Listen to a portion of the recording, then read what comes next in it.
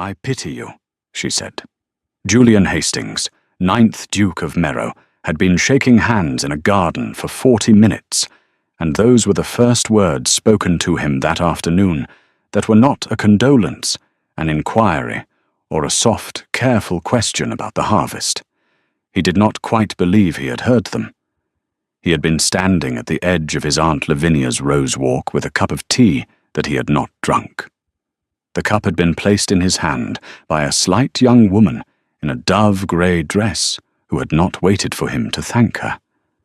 She had simply set the saucer against his palm, folded the cup's handle toward his fingers, and taken a step back. Now she was looking at him with a steady, considering expression that contained neither deference nor flirtation, only a quiet, unembellished assessment, as if she had weighed a sack of flour. "I beg your pardon," Julian said. "I pity you," she repeated. "Your Grace." The "Your Grace" was perfectly timed.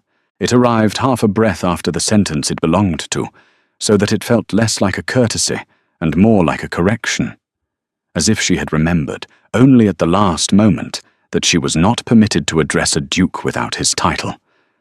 Her voice was low and even, not insolent, not angry, merely clear. Behind her, through the white roses and the scatter of black-gloved mourners, someone was laughing. Someone else, the widow in heavy crepe, her face ruined, was weeping quietly into a handkerchief while her mother-in-law held her by the elbow. A spaniel had stolen a sandwich from the low buffet table and was being chased around the sundial by a small boy in a black jacket. Henry had died 6 months ago. Today was the memorial. Julian realized he had not moved in several seconds. "That," he said, "is an unusual thing to say." "Yes, Your Grace," she agreed. She was not pretty in the conventional sense. Her hair was a middling brown, pinned back tightly beneath a modest bonnet that had plainly been brushed that morning and brushed again. Her eyes were a clear light grey, set wide in an oval face. Her nose was small and neat. Her mouth, which was neither smiling nor tight, was wider than it should have been, and gave her face a strange, candid openness. Her dress was well made, but 3 seasons out of fashion. Her gloves had been mended at the seam on the right thumb. The second finger of her right hand was faintly stained with ink at the nail.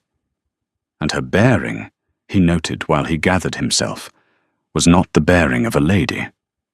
Not the bearing of a servant either. Something between. The bearing of a person who had been taught to stand still so that other people could look at her without being made uncomfortable. He had seen that bearing before, in the poor relation cousins of his mother's acquaintance, companions, governesses, the women who made great houses run without being paid enough to sit at their tables. "Who are you?" Julian said. "Alice Carruthers, Your Grace. I read to Lady Lavinia in the mornings, and I answer her correspondence in the afternoons. My aunt's companion." "Yes, Your Grace." "And you pity me?" "Yes, Your Grace." He considered her. 40 feet away, through a gap in the roses, his cousin Felix was saying something to the vicar that required both hands. A bee was moving stupidly across the buffet table, settling on a jam tart. The sun, which had been behind a cloud for most of the service, came out with the sudden thoroughness of English summer, and the garden turned gold. "May I ask?" Julian said. "Why?"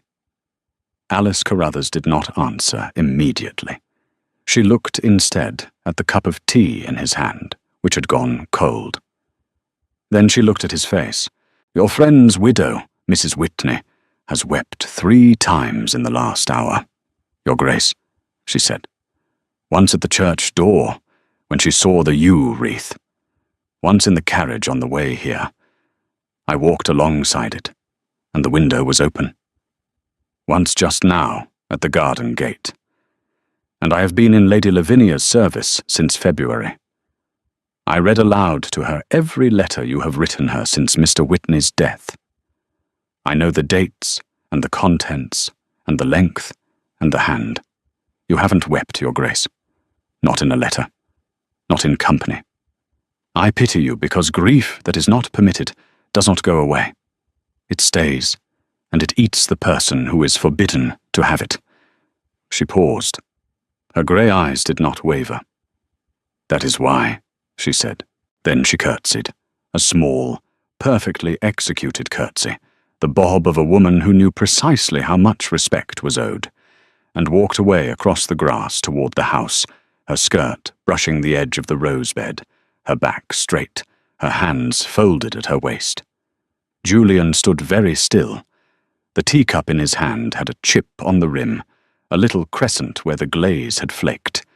He had not noticed before. He noticed now. He was 32 years old, and he was the 9th Duke of Merrow, and a woman whose annual salary was less than the cost of his coat had just told him, in a rose garden full of his friends' mourners, that his grief was eating him. He set the teacup down, very carefully, on the edge of the stone bench beside him. His hand was trembling. 3 hours later, Julian sat in the morning room of Merrow Court, his own house, his aunt's nearest neighbour by 4 miles, and stared at the signet ring on his left hand without seeing it. Well, his cousin Felix said, from the window, where he was watching the last carriage roll down the avenue in a cloud of August dust. That was not the worst memorial I have ever attended. Aunt Lavinia served the good cake. The vicar only wept twice. Mrs. Whitney bore up. Your speech at the graveside was, I thought, exactly the right length. 7 minutes. I timed you. Did you? I did. One does. Felix turned from the window. He was 3 years younger than Julian, dark-haired and thin, with the high colour and quick gaze of a man whose health had almost killed him twice in boyhood, and who now behaved as if every good afternoon were an unearned gift. Merrow, you are grey. It was a long day. You are not drinking your brandy. No. Felix came away from the window and took the chair opposite. He lifted his own brandy, sniffed it, and put it down untouched, which was, Julian noticed distantly, something Felix did only when he meant to pay attention.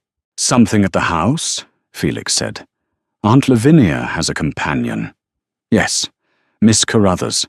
Been there since January or February. A clergyman's daughter from Ludlow. I checked, because Aunt Lavinia's last companion was a disaster. Quiet girl, plain as a wren. Lavinia's quite attached. Why? She spoke to me today. Felix waited. Julian, to his own surprise, did not want to say the words aloud. The sentence had been sitting in his chest for 3 hours, solid as a stone. Saying it would make the day real. She told me, he said carefully, that she pitied me. Felix's eyebrows rose, a slow, interested rise, no laughter behind it. Did she? He said. She did. And what occasioned that? Julian told him.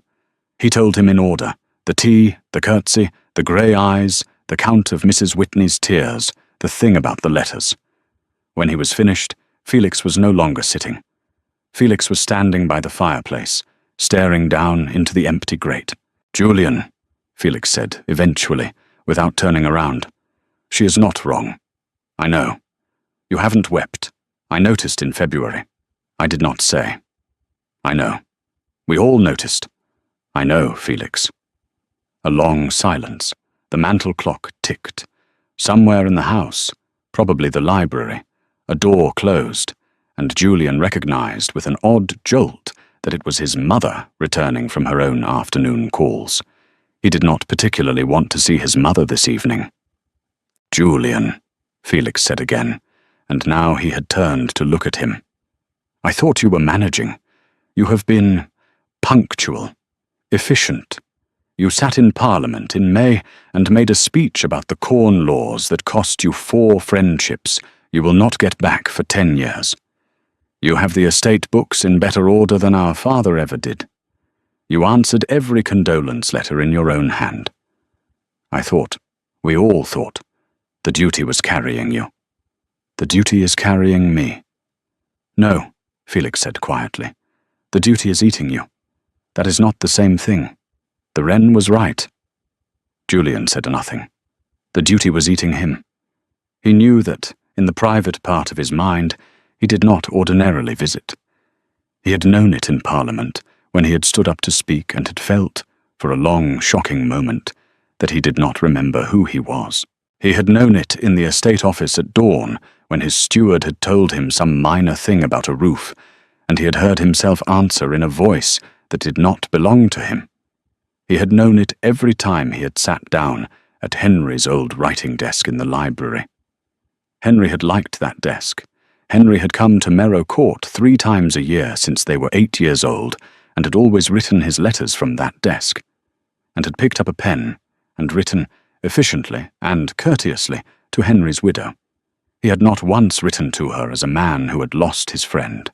He had written to her as a duke who had lost a neighbour. "Felix," Julian said. "What should I do?"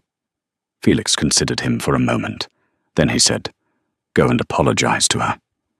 "To Mrs. Whitney?" "No, to the wren."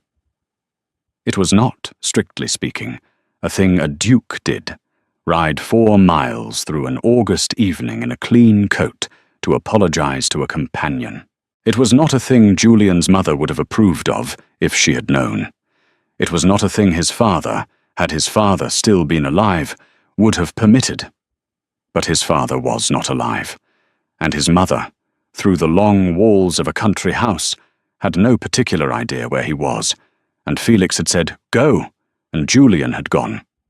He rode Marius, the grey gelding Henry had given him as a wedding present 4 years ago, before Henry had been Henry the married man, and Julian had been Julian the younger brother, and the world had been entirely different, down the lane between his fields. The wheat had been cut that week, and stood in stooks in the fields, gold and black shadowed in the declining light. A pair of pigeons burst out of a hedge as he passed, and clattered away across the sky. The air smelled of stubble and dust and the cooling day. He had not, he realized, ridden alone for pleasure in 6 months. Not once. He reached Aunt Lavinia's gate at 7:30. The lodgekeeper's wife, who had known him since he was in short trousers, curtsied without showing any surprise. Julian was an accustomed visitor, and opened the gate, and said that her ladyship was still at the dressing hour, and would be down in 20 minutes. Would his grace prefer the drawing-room or the garden? Julian said the garden, and dismounted, and gave Marius's reins to the undergroom who had materialized out of a hedge, and walked, by himself, down the path he had walked in the morning. The rose walk was empty. The black-gloved mourners had gone hours ago. Someone, Aunt Lavinia's gardener, presumably, had tidied the sundial. The stone bench, where Julian had set down the chipped teacup, was bare. The woman was at the end of the walk. She was kneeling, with her skirt carefully folded under her, beside the low boxwood hedge that ran along the garden's southern wall. A wicker basket sat beside her on the grass. She was cutting something from the hedge with a pair of small shears. As Julian approached, he saw that it was not flowers, but the spent heads of lavender, which stood in a long soldierly row behind the boxwood, pale purple fading now to grey. She was not, he observed, wearing the dove-grey dress she had worn in the morning. She was wearing a plain blue cotton that was considerably older, and an apron of worn linen and a wide straw hat. Her hands, ungloved now, and strong and capable, moved steadily along the row. A small bowl beside her was filling with dried lavender heads. She had not heard him approach. He was within 10 feet of her before her shears paused. "Good evening, Miss Carruthers," he said. She turned her head. She did not, he noticed, exhibit any of the conventional signals: the startled rise, the flushed cheek, the flutter of the hand to the throat. She looked at him steadily over her shoulder, from her kneeling position, and appeared to absorb the information that a duke was standing 10 feet from her in a countess's garden on a Thursday evening in August, and nodded. Your Grace, she said. I have come, Julian said, to apologize. She did not rise. She lowered the shears. For what, Your Grace? He had prepared a speech on the ride over. He had prepared, in fact, 3 speeches. The first, a thoroughly eloquent one about the proper boundaries of rank and the impropriety of her remark. The second, a shorter one expressing, with dignity, that her observation had none the less contained a germ of truth. The third, which he had discarded twice, and then returned to, a very simple one that said she had been correct, and that he had not been ready to hear it, but was ready now. All 3 speeches left him the moment he saw her ungloved hands on the lavender. For being too dull, he said, to thank you at once. Then he stopped, because he had not meant to say that. He had meant to say something else entirely. For a moment, neither of them moved.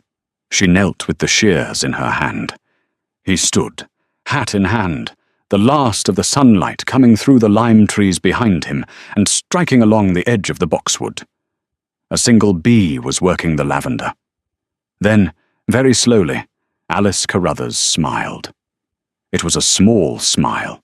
It was not a smile of triumph or of pleasure. It was, he thought afterwards, a smile of recognition, as if she had been waiting to see whether he was the kind of man who could say that sentence without choking on it, and had found her answer. You are welcome, Your Grace, she said. He stayed in the garden for 40 minutes. He did not, he would later reflect, have the faintest idea what had possessed him. He had asked whether he might help her cut the lavender. She had said, with perfect gravity, that he might certainly take the shears if he promised not to cut the boxwood. He had laughed, a short, unfamiliar laugh, the first real laugh he had laughed since Easter, and had sat down beside her on the grass, in his clean coat, and had cut lavender under her direction.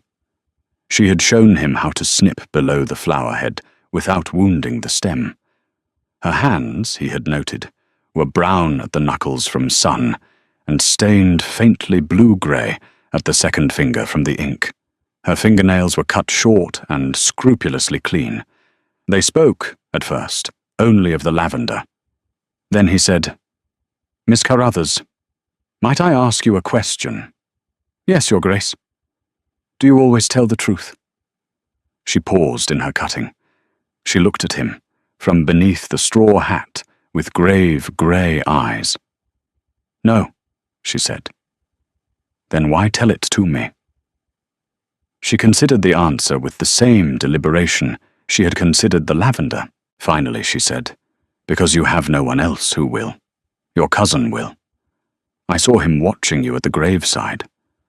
But I think your cousin has been watching you for some months, and saying nothing, and I judged that one more month of silence would not help.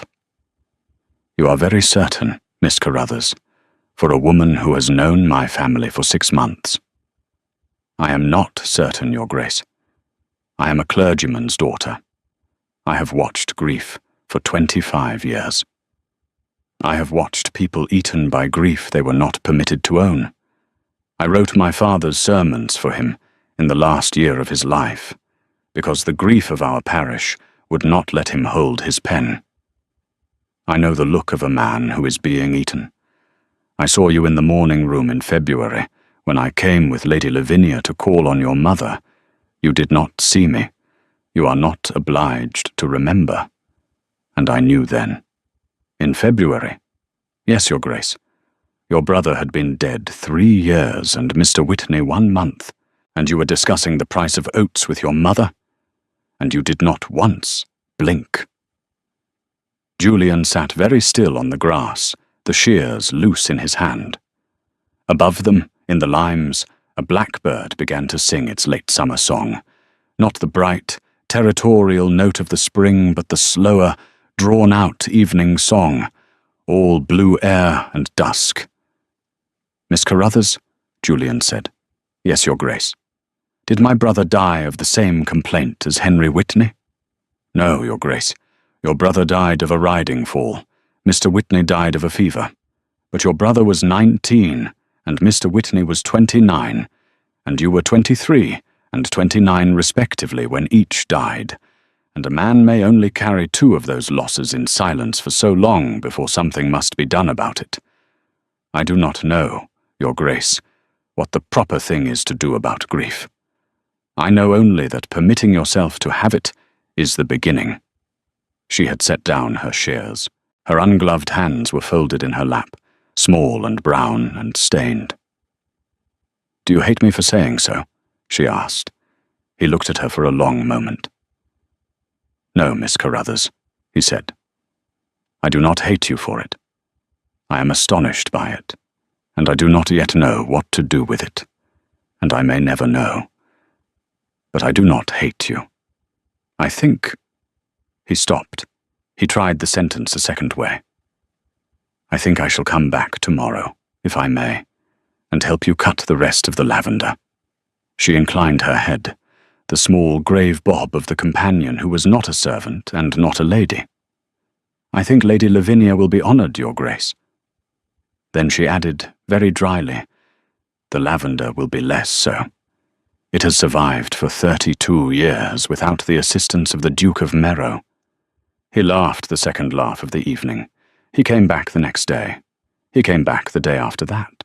He came back on a Sunday, after church, with the polite, unchallengeable excuse that he was visiting his aunt, and on a Tuesday, with an even more elaborate excuse involving a parcel his aunt had written about, and on a Wednesday, with no excuse at all.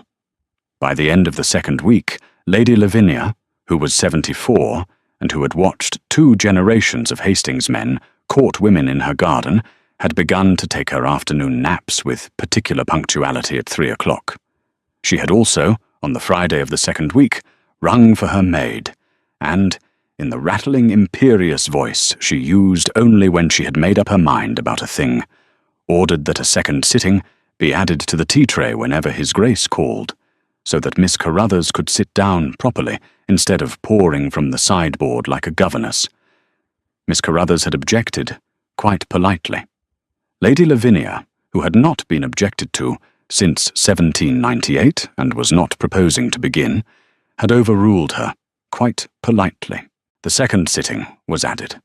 In that second week, Julian rode over to Aunt Lavinia's 7 times. He did not, the first week, touch Alice Carruthers. He did not, the second week, touch Alice Carruthers. He did, however, learn, slowly, as a man learns a language by hearing it spoken, that she was 25 years old, that her father, the Reverend Edward Carruthers, had died in April of the previous year, leaving her an annuity of £44 and no brother, that she had been companion to a Mrs. Felt in Ludlow for 6 months before coming to Lady Lavinia, that she preferred poetry to novels, but read whatever Lady Lavinia wanted read, that she took a walk every morning before breakfast along the lower meadow, regardless of weather, that she wrote, in a hand Lady Lavinia described as frighteningly legible, between 8 and 12 letters of correspondence a day, that she had never, in her 25 years, been further north than Chester or further south than Worcester, that her left stocking had once been darned in a manner his own laundress would have dismissed as amateur, at the ankle, and that when she laughed, which was not often, but which was startling when it happened, she laughed with her whole face, including her eyes, as if the laughter had taken her by surprise. He did not, he noted with dry, private humour, learn these things in order. He gathered them the way a man gathers lavender, a stem at a time along a row, bending down and rising again. And in the rose garden, in that second week, on the Wednesday, Alice Carruthers said something that Julian would afterwards identify as the exact moment the trouble began. They had been speaking of his brother. It was the first time he had spoken of Peter. He had not spoken of Peter to anyone, not once, since the 3 months of formal mourning had ended. He did not know why he was speaking of Peter now. He knew only that Alice had said something about her father, and he had said something back about Peter, And then he had heard himself telling her about the morning Peter had fallen, the horse coming home alone to the stable, the groom's white face, and Alice had not said, "Oh, or how dreadful," or anything of the kind. She had listened. She had looked at him with her clear grey eyes, and she had said nothing, and when he had finished she had said, "Your Grace, I wish I had known him." Julian stopped. The roses were browning now.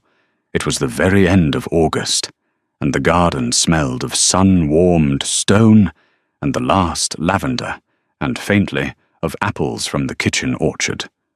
"I wish you had," he said. Then he added, because it had been sitting under his breastbone for 3 weeks, "He would have liked you. He was 19 when he died. He was what I am not. He was quick. He laughed at things before other people had heard them. He read everything. He made our father laugh, which our father did not otherwise do. He made me laugh, which I had almost forgotten how to do, until you cut lavender beside me in a garden.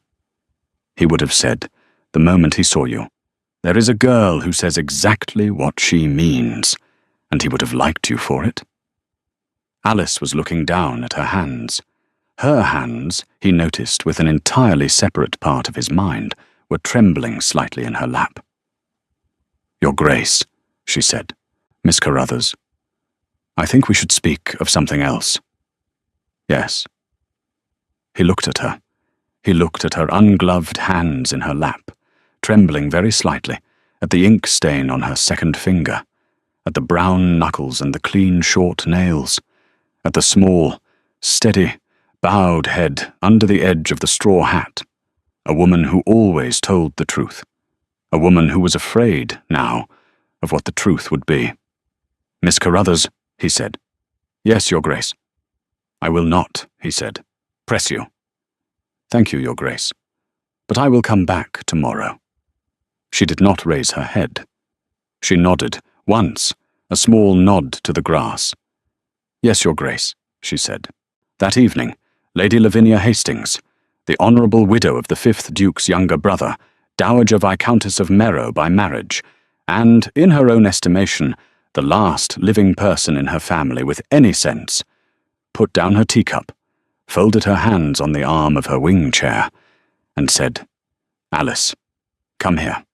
Alice had been reading aloud from Cowper. She set the book down on the arm of the sofa, marked her place with a blue ribbon, and crossed the hearthrug to stand beside her employer's chair. Her hands were steady. She had spent the evening practicing steady hands. "Yes, my lady. Sit down." Alice sat on the little needlework footstool by Lady Lavinia's knee. She folded her hands in her lap. A coal fell in the grate and sent up a small, bright shower. "Alice," Lady Lavinia said, "my nephew has been riding over to my house for the past 14 days. "Yes, my lady. He has not ridden over to my house more than 4 times a year since his brother's death." "No, my lady. He is in love with you." Alice went pale. It was a very small pallor. Lady Lavinia had made a small life's work of noticing pallors, but it was present. She did not, however, contradict the observation. "I am not in a position to encourage him, my lady," Alice said. "No," Lady Lavinia agreed. "You are not." "But I am." Alice looked up. Lady Lavinia studied her companion, the clergyman's daughter, in the 3-season-old dove-grey dress, with the ink stain on her second finger and the light, steady grey eyes, and thought, not for the first time, that there were girls born into ducal families who possessed less of what a duchess required than this one had under her ordinary bonnet. "Listen to me, Alice," Lady Lavinia said. "I am not proposing to rush you. I am telling you what I see and what I intend to do about it. My nephew has been grieving for 3 years. He has been grieving correctly, in the sense that my sister-in-law approves of the manner, and incorrectly, in the sense that a living man ought to be able to laugh and weep and be cross about the price of oats. You have, in the space of a fortnight, persuaded him to do 2 of those 3 things, and I have some hopes of the 3rd. I am not about to permit my sister-in-law or her very clever fool of a nephew Cecil, or any combination of the ducal household of Merrow Court, to drive you out of my house before he has finished the work he is plainly doing. Do you understand me? My lady. Further. Alice. If the question ever arises, and it may, my dear, it may, of what dowry you can bring a man like Merrow, you may tell him, from me, that when I die, I mean to leave you this house. Alice stared. My lady, she said, you cannot. I can. I have. The papers have been with my solicitor for a fortnight. I did not quite know why I had done it. I am an old woman, and I am permitted a whim. I know now why I did it. You are not to tell anyone. You are, however, to know it. The fire ticked. The clock struck 10. Alice Carruthers, who had not wept in the garden when the Duke of Merrow had told her about his brother, wept now, very quietly, into her folded hands. Lady Lavinia, who had in fact been weeping privately on and off for 6 years since the death of her husband, permitted the tears without comment. She handed Alice a handkerchief. She waited. My lady, Alice said at last, into the handkerchief. I have not. I have never. Of course you have not. You are 25, and your father was a country clergyman, and you have read too much poetry and not enough malice. Nobody of that description has been in love before. One does not mistake the real thing for the clumsy approximations by which one prepared for it. Alice gave a watery half-laugh. Now, Lady Lavinia said, finish Cowper, and tomorrow, when my nephew calls, you will have tea with him on the West Terrace instead of the East. The West Terrace is better lit, and I wish to see his face when he looks at you. 2 obstacles stood between Julian Hastings and any arrangement that might, in the language of country drawing-rooms, come to something. One was his mother. The other was his cousin, Cecil. His mother he had expected. Cecil he had not. His mother, the Dowager Duchess of Merrow, who had been chatelaine of Merrow Court for 37 years, and who still woke at 6 and ordered the day's dinner from memory, was a handsome, watchful, entirely formidable woman of 61, whose sole remaining life's work, since her husband's death and her elder son's death and her surviving son's inheritance, was to see Merrow married well. In her private vocabulary, married well meant A, to a woman whose family was already at court, B, to a woman whose settlement would clear the minor mortgages on the southern farms, and C, to a woman who would not, in any company, require a footnote to be explained. Alice Carruthers would require at least 2 footnotes. He was prepared for his mother. He was not prepared for Cecil. Cecil Hastings, second cousin, not first, was 34 years old, the son of Julian's father's dead elder brother, by an imprudent second marriage, and, through a quirk of settlement that neither Julian nor Felix had quite understood until they were grown men, the legal heir presumptive to Merrow until Julian produced a son. If Julian died without issue, Cecil got the duchy and the house and the portraits and the Ashwick farms and the London house and the stripes on the library chairs.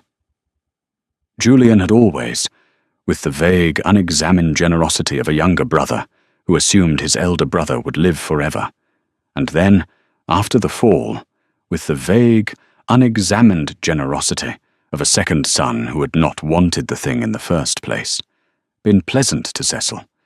He had invited him at Christmas. He had been godfather to Cecil's 2 children.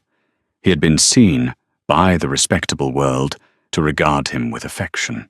Cecil, Julian was beginning to understand, had not quite been of the same mind.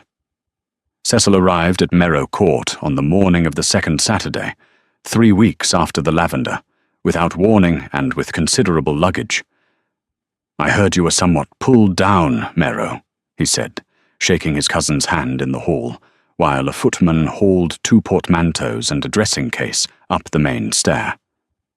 "I thought I had better come and keep you company. Gussie sends her love.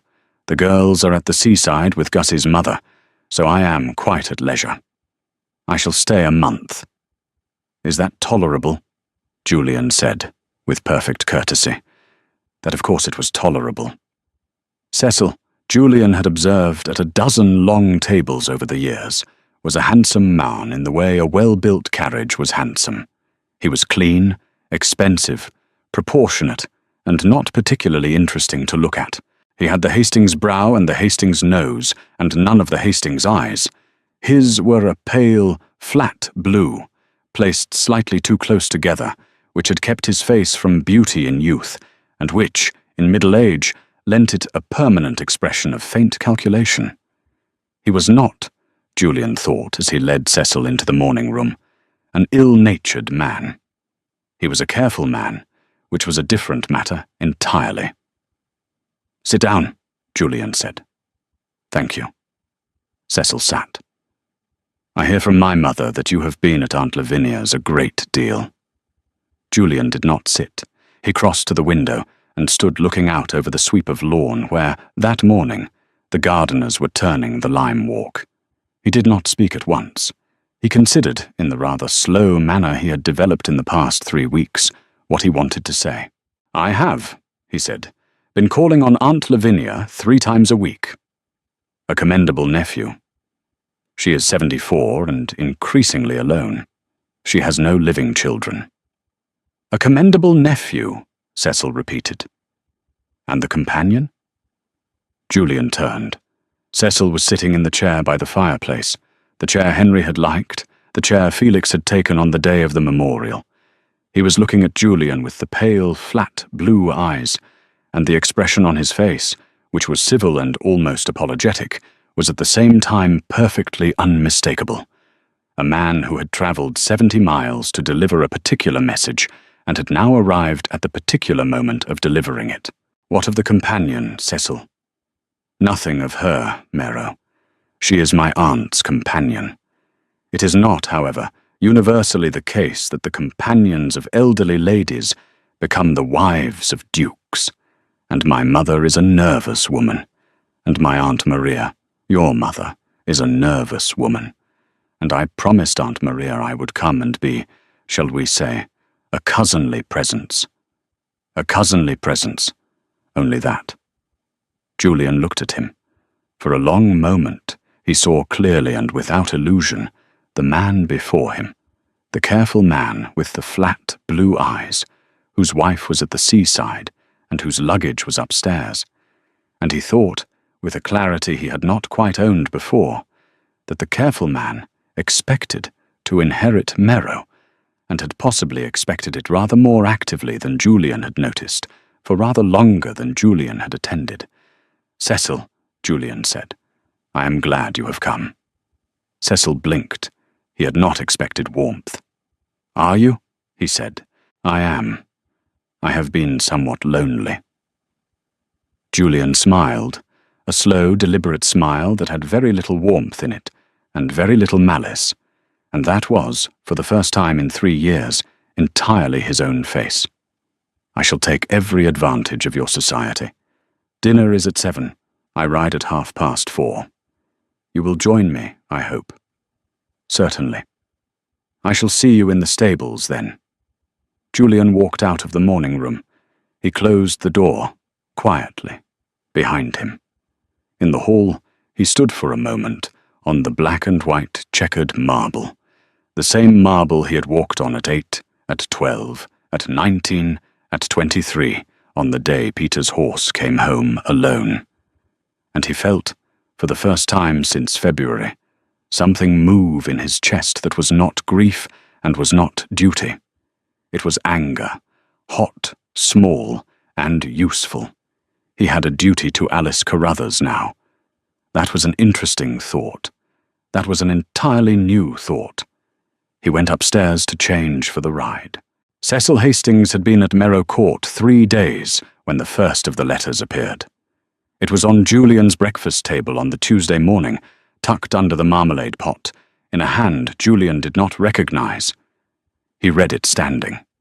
"Your Grace," it began. "A dutiful cousin has felt it proper to acquaint me, as mother to the heir presumptive, that your attentions to a companion in Lady Lavinia's house have become more marked than is consistent with the dignity of your position.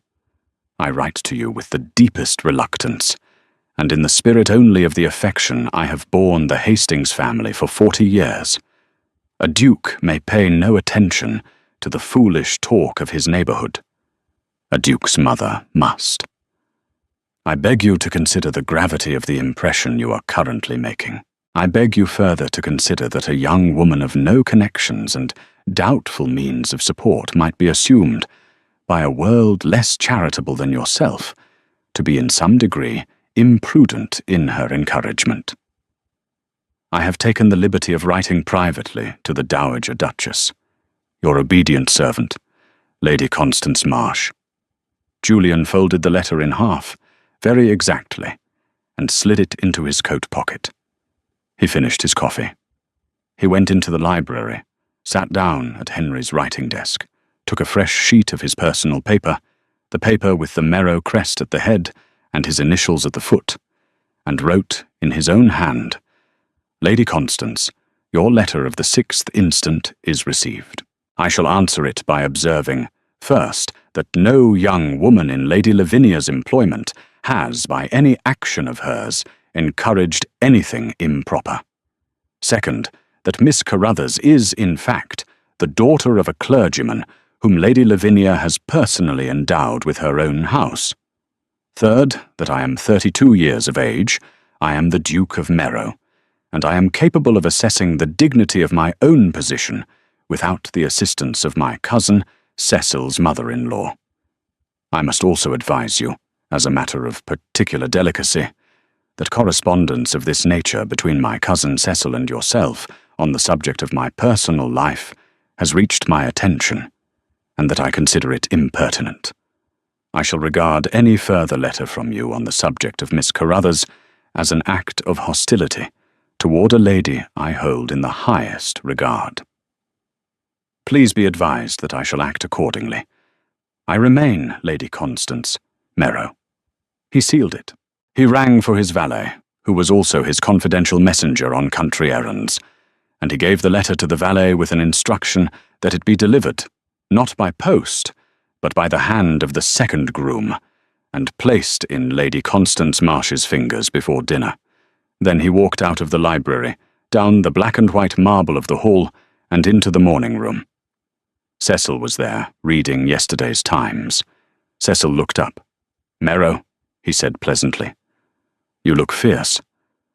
"Cecil," Julian said, "a word." Cecil put down the Times. He stood. He did not, Julian observed, flinch. "A letter from Lady Constance Marsh arrived for me at breakfast," Julian said. "You are acquainted with Lady Constance. She is my mother-in-law. You know she is my mother-in-law.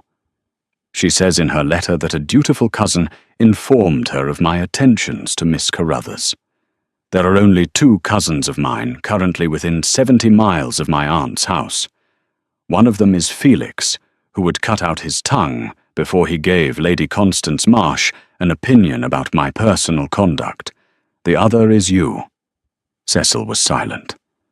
"Cecil," Julian said, very quietly, "tell me to my face that you did not write to Lady Constance about Alice Carruthers." Cecil did not tell him to his face. Cecil took a breath and said, with the patient, reasonable air of a man who had prepared for a difficult interview and was about to conduct it exactly as he had prepared, "Merrow, I am your heir presumptive. I have an interest, a proper interest, a legal interest, in the dignity of the title you hold.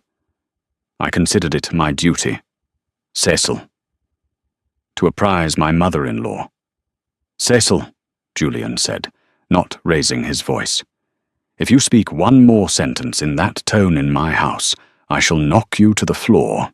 I shall then have you removed to the inn at Church Stretton, and your luggage will follow you by cart within the hour." Cecil stopped. He looked, for the first time since Julian had known him, precisely what he was.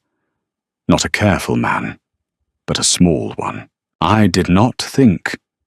You did think. That is the trouble with you, Cecil. You always think. You never feel. Go upstairs. Pack. Leave my house before dinner. If I hear that you, or your mother-in-law, or any person connected to either of you, has spoken in public about Miss Carruthers, I shall remove your allowance from the Ashwick rents with effect from January. Do you understand me? Merrow, you cannot. I can, I have. Send your man for the portmanteaus. I shall not see you out. Julian walked out of the morning room. His hands, he noticed, were quite steady.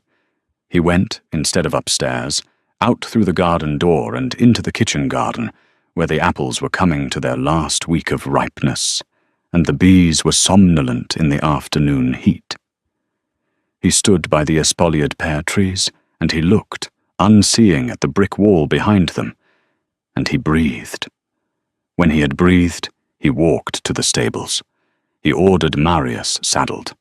He rode over to Aunt Lavinia's. He did not find Alice in the garden. He found her in Aunt Lavinia's small book-room, at the writing desk under the window, copying a letter. She had not looked up as the footman announced him. She had not looked up as Julian crossed the room. When she finished her sentence, she dipped her pen, blotted the paper, set down the pen, and only then raised her head. Her face was very carefully blank. "Your Grace," she said. "Miss Carruthers." He closed the book-room door behind himself. It was not strictly the thing to do. "Sit," he said. She sat. He stood before her. He was not a man who paced. He was a man who stood still while the room arranged itself around him. He stood still now.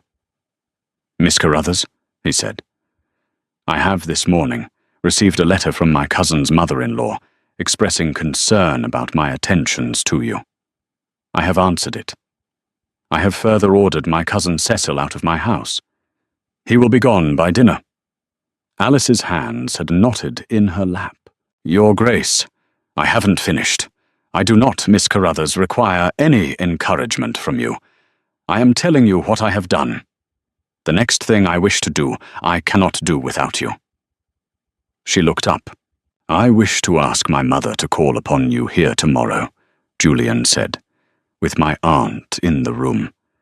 I wish her to sit in this book-room and look you in the face, and I wish you to look her in the face, and I wish this small matter settled between the three of you with the dignity it is owed. I shall not be present. You will be more yourself without me. My aunt, who has eaten my mother for a light supper, twice in my memory, will be present as your ally, your Grace. I am not your mother's equal. You are not. My mother is a dowager duchess, and you are a clergyman's daughter." He paused. "You are also, Miss Carruthers, the woman I have come to regard as my closest friend in the world, and, it increasingly appears, the woman I shall come, if she will have me, to love. I have some hope that my mother will survive meeting such a person at her own aunt-in-law's house, with a strong cup of tea and a moderate view of the weather." Alice had gone quite white. "Your Grace," she said. Her voice was almost a whisper. "You have not. I haven't proposed to you. I know, I am not proposing to you now. I am asking you for one thing only.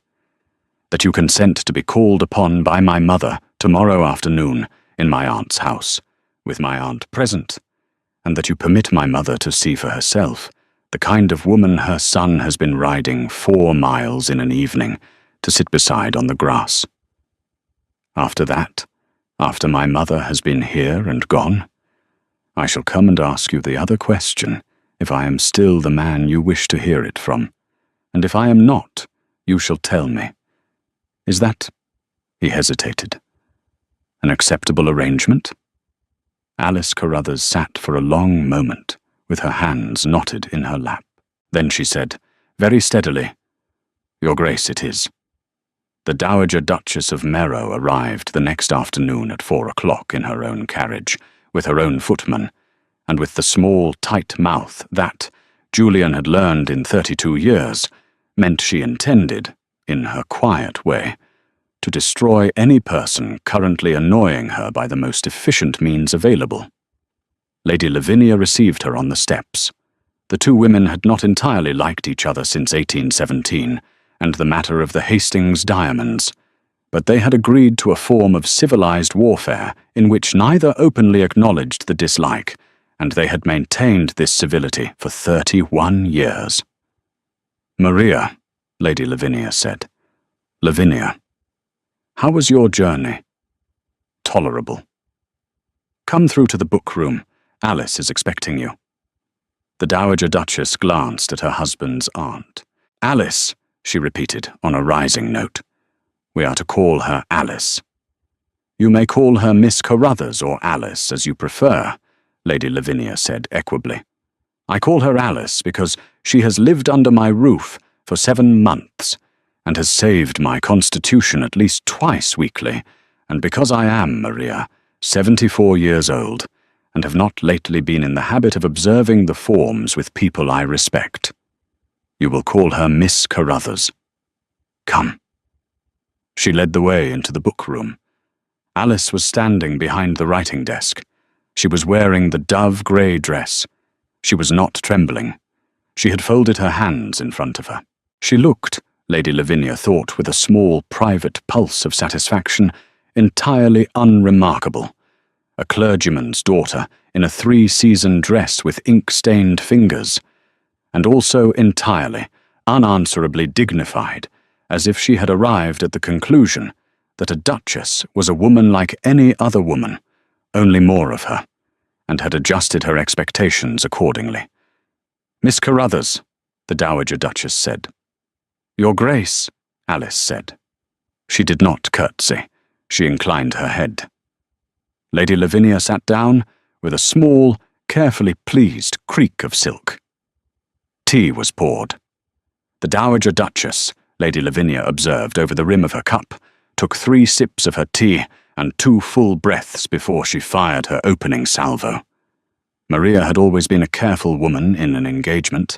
"Miss Carruthers," the Dowager Duchess said, "I understand that my son has been visiting my sister-in-law very frequently in the last 3 weeks. "Yes, Your Grace." "And that you have been present at most of those visits." "Yes, Your Grace." "Miss Carruthers, may I ask you a direct question?" "Please, Your Grace." "Are you an ambitious woman?" Alice Carruthers considered the question. She looked for a moment down at the cup of tea in her hands, which was the one with the chip on the rim. The same cup Julian had noticed on a later visit. Lady Lavinia's housekeeper had, he suspected, begun to set it aside for her out of a quiet, companionable sense of belonging. Then she looked up. "I have some ambition, Your Grace," Alice said. "I am ambitious, for the next 10 years, to be a steady reader to a lady in her old age, and after that I should be glad, if God permits, to be a steady reader to my own books in a small cottage somewhere. I wish to live in a place where I am not afraid of being turned out. I wish to write 20 letters a day in a frighteningly legible hand, as my late employer, Mrs. Felt, used to say. I should not like Your Grace to be a duchess. I am aware of no duchess in the published peerages who reports a strong enjoyment of the office. But if you are asking me, Your Grace, whether I have pursued your son, I have not pursued your son.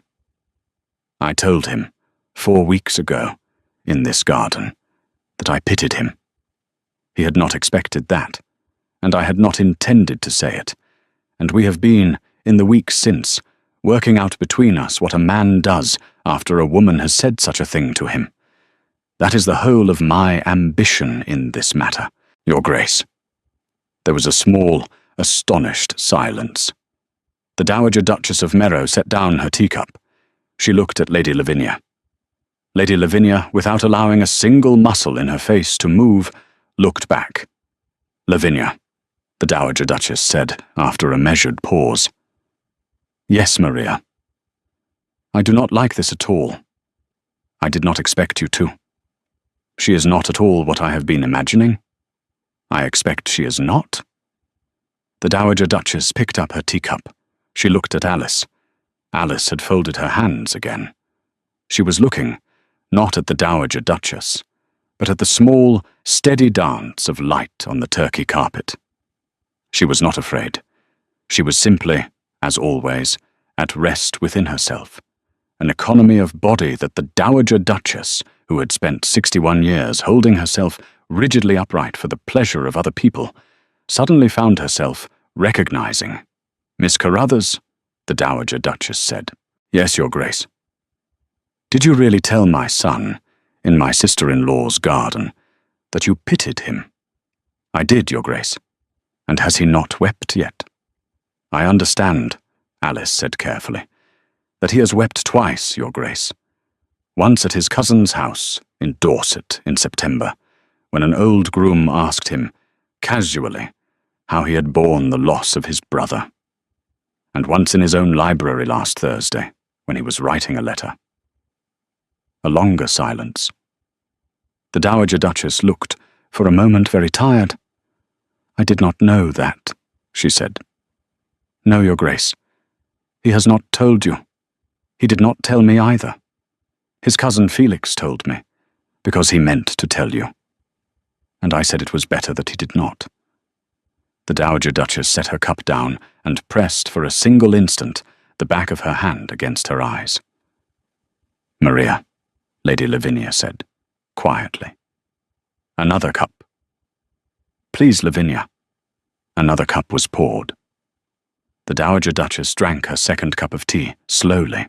Then, with an odd, almost shy quickness, she looked at Alice again. Miss Carruthers, she said, forgive me a rudeness. Will you come over to Merrow Court to dine with us on Friday? I should like my elder surviving son. I should like my son to present you to my own sister. I should like to see you at my own table. Alice Carruthers rose from her chair. She curtsied, a full, correct, formal curtsy, the curtsy the daughter of the Reverend Edward Carruthers of Ludlow had been taught at 12 by her mother, who had once, 35 years earlier, been presented at court. Your Grace, she said, I should be honored. He proposed to her, not at Merrow Court after the dinner, but 3 days later, in the Rose Walk at Aunt Lavinia's, on an afternoon in the first week of September, when the air had begun, at last, to cool. He did not kneel. He did not make a speech. He said, Alice. She put down the basket of spent rose hips. Yes, Julian. I love you. Yes, Julian. I should like to marry you. Yes, Julian. Then, because he had just, at last, cried in earnest, a small, shaking cry in his aunt's rose garden, in full view of the lime trees and the last bees on the boxwood, she stepped forward and took his hand, and held it, very firmly, between both of her own small, ink-stained, capable hands, and said, It is all right. It is all right. I am not leaving you. Cry. And she did not let go. They were married on the 1st of October, in the small parish church at Lavinia's village, with Felix standing as Julian's groomsman, and Lady Lavinia standing, in a manner that was quite against the form, as Alice's, because Alice had no one else to stand for her, and Lady Lavinia had been unable to tolerate the idea of any other person performing the office. The church was filled with the whole village, and with the Merrow tenantry, and with exactly 14 of the Dowager Duchess's most important relations, and with no one from Cecil Hastings' side of the family at all. Cecil, by the 1st of October, had been reinstated at Merrow Court, with a reduced allowance and a written understanding. He and Gussie had attended the dinner at Merrow Court the previous week, with the perfect good manners of people who had learned, belatedly and expensively, what dignity really cost. Gussie, who had grown up under Lady Constance Marsh's roof and had some private opinions about her mother's letter-writing habits, had surprised everyone by embracing Alice in the hall of Merrow Court with a quite spontaneous warmth. Cecil, watching, had looked, for perhaps the first time in his life, like a man who was reconsidering himself. At the wedding breakfast, Lady Lavinia made the only speech. It lasted 40 seconds. She said, "I asked Alice to come to me last February, when I was a tiresome old woman, and my previous companion had decamped with my best brooch. I write now, at 74 years of age, that she was the second most useful thing I ever brought to this house in my life. The first was her husband's great-grandfather, whom I married. I give her today to a man whose aunt has outlived more of his family than is strictly decent, and who has the great good fortune to be sustained in her old age by the thought that her nephew has finally done something sensible. Merrow, drink your wine. Alice, drink yours. The rest of you, drink too." She sat down. Julian Hastings, 9th Duke of Merrow, drank his wine. 6 months later, in the first warm afternoon of April, Julian came into the little book-room at Merrow Court, the room his wife had chosen, over the larger drawing rooms, as her working room, and found her at the writing desk under the window. She was copying out a letter. Her second finger was stained blue-grey at the nail. Her hair was pinned back beneath no bonnet at all, in a soft, heavy coil at the nape of her neck. She had grown, in the 6 months of being Duchess of Merrow, not more ornate, but more plainly herself, a woman who moved through her rooms with the economy of a woman who had learned her house and could be trusted to run it. Her inkwell had been refilled that morning. Her pen was steady. On the desk beside her was a cup of tea, which she had allowed to go cold, the cup with the chip on the rim. She had brought it with her, quietly, from Aunt Lavinia's, and had placed it on her desk on the first day of her occupation, and had used it, in the 6 months since, as her personal cup. Lady Lavinia, on being informed, had laughed for 10 minutes. Julian stood in the doorway and watched her. He watched her because, in March, in London, his mother had finally, on her own account, told him that she thought Alice the most unexpectedly remarkable thing that had happened to the Hastings family in a generation, because Felix, on a Thursday 3 weeks ago, had remarked, with the mild surprise of a man confirming an improbable hypothesis, that Julian was again the brother he remembered from childhood, because Lady Lavinia, on the day before, had sent a note from her house saying only, "The boy is restored." Thank you. Because Henry Whitney's widow, on a visit at Christmas, had wept a second time, in Alice's arms, and had said she was glad. She was so glad. She had been afraid nobody in the Hastings household had been glad of anything for 4 years. Because Alice Carruthers had looked at him across a rose garden 6 months before, and had told him the truth. She looked up now. Her clear grey eyes met his over the writing desk. "Julian," she said. "Alice, you are watching me again." "I am." She set down her pen. She smiled, the smile she kept for him, the slow, whole-faced smile that in the early weeks had arrived so rarely that he had counted each occurrence. "Have you come to do the accounts with me, Your Grace?" "No, Alice." "Then what have you come for?" He crossed the room. He came round the writing desk. He bent, and he picked up the chipped cup from the edge of the blotter, and he set it carefully on the other side, out of the way of her papers. He took her ink-stained hand. "I have come," he said, "to tell you something." "Yes." "A little over 6 months ago, on the 14th of August of last year, in your garden, I was standing in my aunt's rose walk, and a woman whose name I did not yet know told me that she pitied me. Do you remember?" "I remember, Julian." "You could not have known, Alice, because I could not have told you, because I could not then have told myself that it was the first thing any person had said to me in 3 years that was true. You took it on yourself to say it to me. You are a clergyman's daughter, and I am a duke, and you said the one thing that nobody else would have said that would persuade me to live. I could not thank you then, because I didn't yet understand. I have come now. On the 14th of every month, for the rest of my life, I intend to come into this book room where you work, and thank you for it.